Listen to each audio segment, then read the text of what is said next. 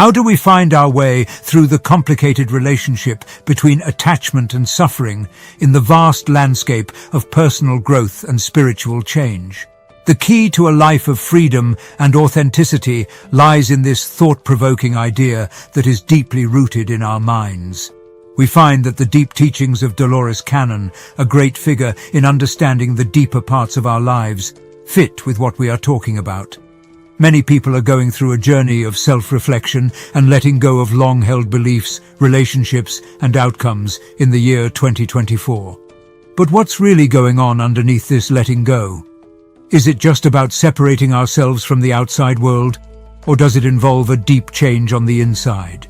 A big part of this journey is getting to know our shadow selves, or the unconscious parts of our minds. Dolores Cannon's writing helps us understand how important it is to face these hidden parts of our personalities. When our deepest fears, wants, and motivations are brought to light, they can help us understand ourselves in a more complete and authentic way. Think about the act of releasing a regular habit. How does such a small change show such a big shift in how I see myself and where I want my life to go? This process of self-reflection isn't just about making changes to the outside world. It's also about changing who you are and becoming more in tune with your true self. Dolores Cannon says that we can become more aware of the patterns and beliefs that drive our actions without even realizing it. Once we realize this about ourselves, we are free to let go of old habits and live a free and honest life. So, detachment is not the same thing as losing all feelings or caring about nothing. Instead, it's about having a more complete experience of life and relationships without being limited by ideas and beliefs you already have. How can we live our daily lives in a way that makes us feel free and real? Being self-aware, facing our shadows, and becoming our true selves are the main ways to let go of attachments and welcome a huge change. As we move through this landscape, it's important to remember that our attachments are often based on how important we think something is to us. One example is how hard it is to separate from a job. It's not just the job, it's also about who you are and how safe you feel in your job. Or think about how hard it is to end a relationship.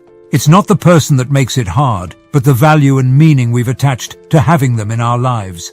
In a year like 2023, which has been full of change and reflection, this theme of separation has stood out even more. People are rethinking what they believe, who they are, and how they relate to others. In line with Cannon's ideas, the main point here is that attachment is a mental construct based on how we interpret our experiences. By changing these meanings, we can change how we relate to attachment, which will make our lives more open and full.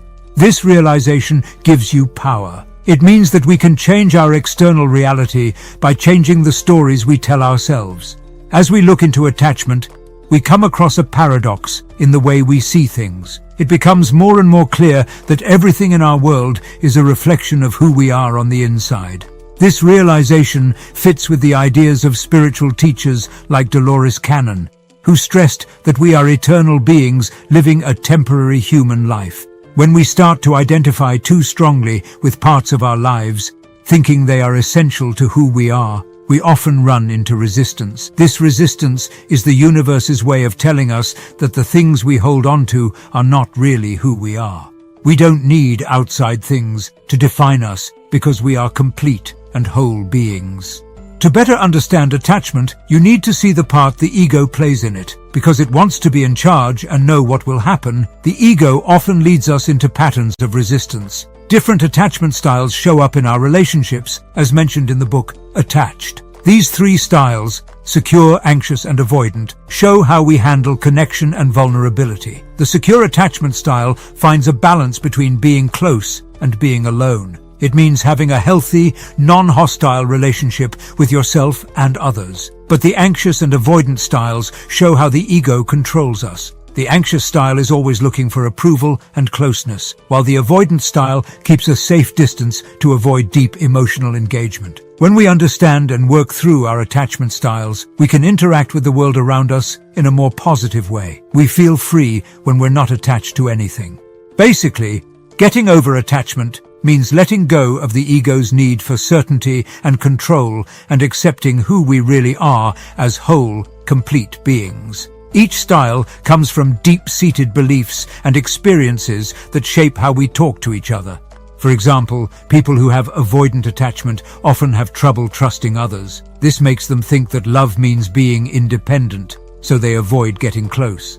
People usually show a dominant attachment style, but it's important to know that we can also show parts of other styles, especially as we grow as individuals. The end goal is to develop a secure attachment style that fills our own emotional cup with confidence and independence. The hard part about these attachment styles is not only recognizing them, but also getting past the stories we've made up about ourselves. Society often makes us feel like we're not complete, which makes us look for approval and happiness elsewhere. This search for something outside of ourselves can make us depend too much on other people for our sense of self-worth, which can create a cycle of attachment and resistance.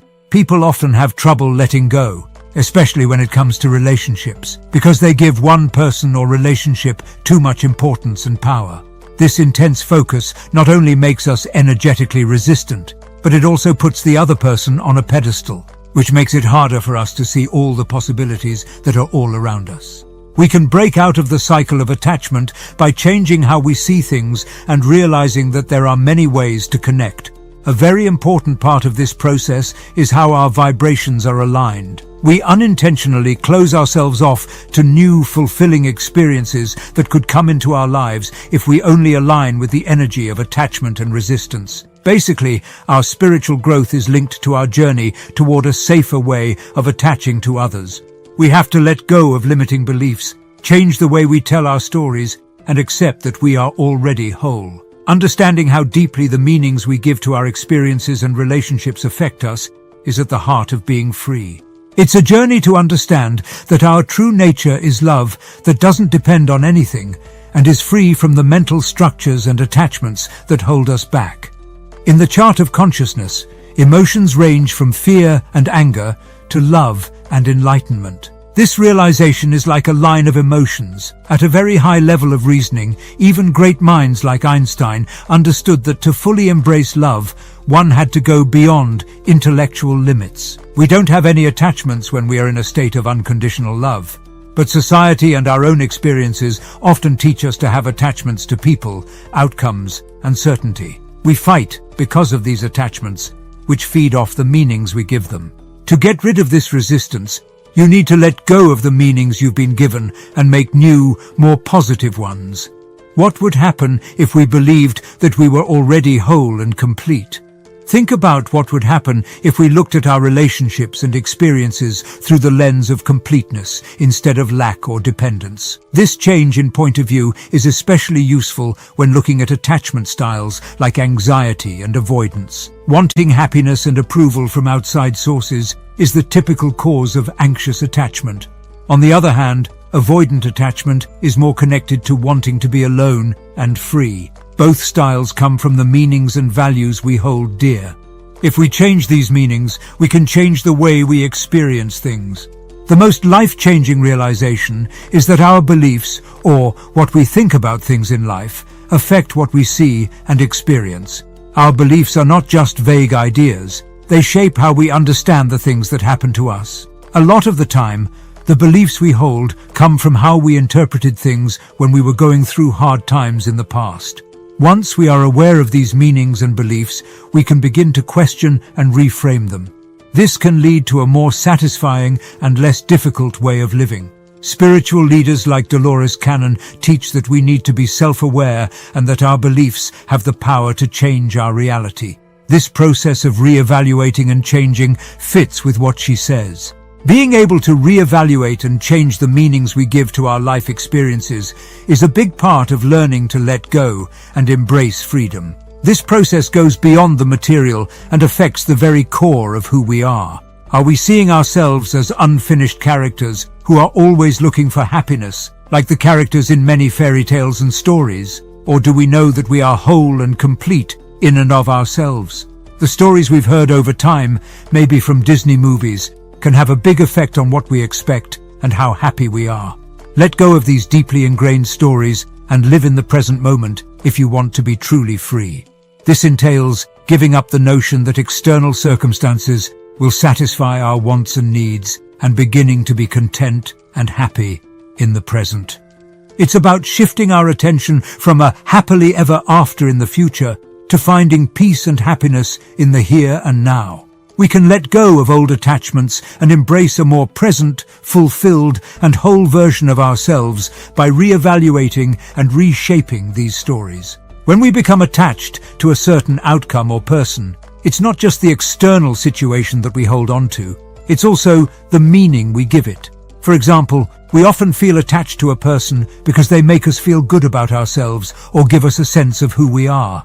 This is similar to how our attachment to a career path or a life goal may come from the safety and identity it gives us. When these attachments are challenged or not met, we feel resistance. This makes us feel incomplete and unhappy.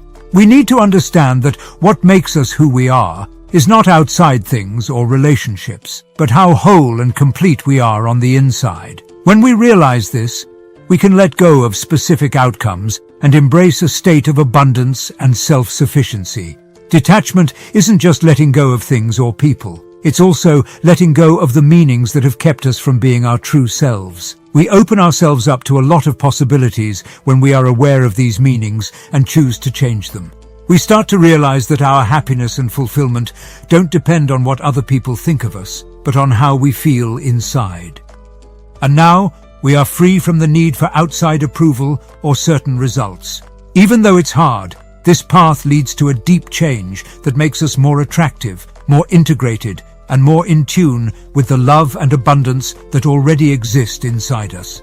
This journey helps us find our true selves again, without worrying about what other people think or what will happen.